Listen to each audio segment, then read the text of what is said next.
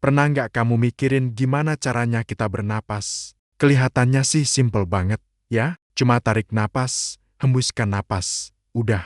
Tapi, di balik kegiatan yang kita lakuin sekitar 20.000 kali sehari ini, ternyata ada proses yang super canggih dan teratur banget, loh. Ibaratnya nih, tubuh kita punya sistem ventilasi alami yang kerja 24 jam nonstop tanpa pernah minta bayaran. Keren, kan? Yuk, kita bedah pelan-pelan proses ajaib ini. Semuanya dimulai dari pintu utama, yaitu hidung kita. Saat kamu tarik napas, udara pertama kali masuk lewat hidung. Dan hidung ini bukan cuma pajangan di tengah wajah, tapi dia punya 3 tugas penting. Pertama, menyaring udara dari debu, kotoran, dan partikel asing lainnya pakai rambut hidung dan lendir. Kedua, menghangatkan udara supaya paru-paru kita nggak kaget sama suhu dingin. Dan ketiga, melembabkan udara supaya nggak kering pas masuk ke dalam. Nah, kalau hidung lagi mampet, kita bisa napas lewat mulut. Tapi itu jalur darurat, ya. Ibarat masuk rumah lewat jendela, bisa sih, tapi kurang ideal. Setelah lolos dari hidung, udara lanjut meluncur ke jalur tol di tenggorokan. Udara akan melewati faring, yaitu tenggorokan bagian atas, lalu ke laring, tempat pita suara kita berada. Di laring ini ada satu bagian super penting namanya epiglotis. Anggap aja dia ini satpam pintar yang tugasnya memastikan udara masuk ke saluran napas, bukan ke saluran makan. Makanya kalau kita lagi makan sambil ngobrol terus tersedak, itu tandanya si epiglotis lagi bingung harus nutup jalur yang mana. Dari laring, udara masuk ke pipa utama yang disebut trakea. Trakea ini diperkuat sama cincin tulang rawan supaya nggak kempes dan selalu terbuka. Nah, dari sini, trakea mulai bercabang seperti jalan raya yang sibuk. Cabang utamanya disebut bronkus, ada yang ke kanan dan ke kiri menuju masing-masing paru-paru. Bronkus ini lalu bercabang lagi jadi lebih kecil, namanya bronkiolus. Dan di ujung bronkiolus inilah tujuan akhir perjalanan udara, yaitu alveolus. Sekarang kita sampai di bagian paling krusial dari semua ini, alveolus. Alveolus itu kantung-kantung udara super kecil yang jumlahnya jutaan di dalam paru-paru kita, bentuknya mirip balon-balon mini. Disinilah keajaiban pertukaran gas terjadi. Oksigen yang kita hirup akan menembus dinding tipis alveolus dan masuk ke pembuluh darah kapiler yang mengelilinginya. Di saat yang bersamaan, karbon dioksida, yang merupakan gas sisa dari tubuh, akan keluar dari darah dan masuk ke alveolus untuk kita hembuskan keluar. Proses ini namanya difusi, terjadi secara otomatis karena perbedaan tekanan. Nggak perlu dorong-dorongan, semuanya berjalan dengan tertib. Setelah oksigen berhasil masuk ke dalam darah, tugas selanjutnya adalah mengantarkannya ke seluruh tubuh.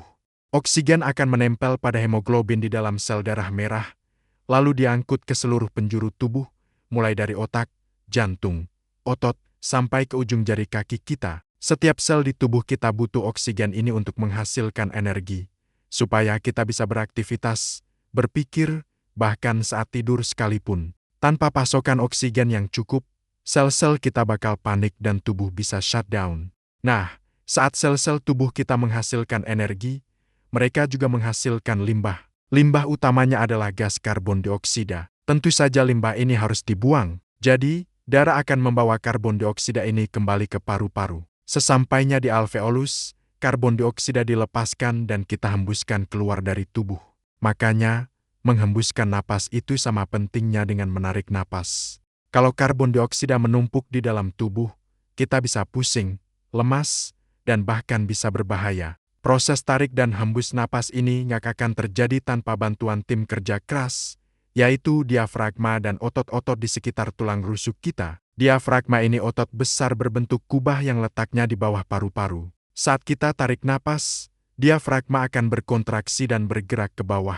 Ini membuat rongga dada membesar, paru-paru jadi ikut mengembang, dan udara pun masuk. Sebaliknya, saat kita hembuskan napas, diafragma rileks dan bergerak ke atas, rongga dada mengecil, dan udara terdorong keluar. Semuanya terjadi secara otomatis, bahkan saat kita tidur. Ini sih multitasking level dewa, ya.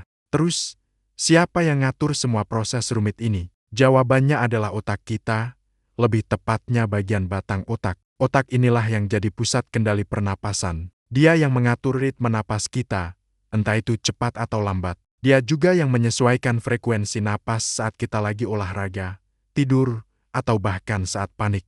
Kalau kadar oksigen di darah turun atau kadar karbon dioksida naik, otak akan langsung memberi sinyal untuk bernapas lebih cepat dan lebih dalam. Makanya kalau habis lari kita jadi ngos-ngosan, itu tandanya otak lagi teriak, "Woi, butuh oksigen ekstra."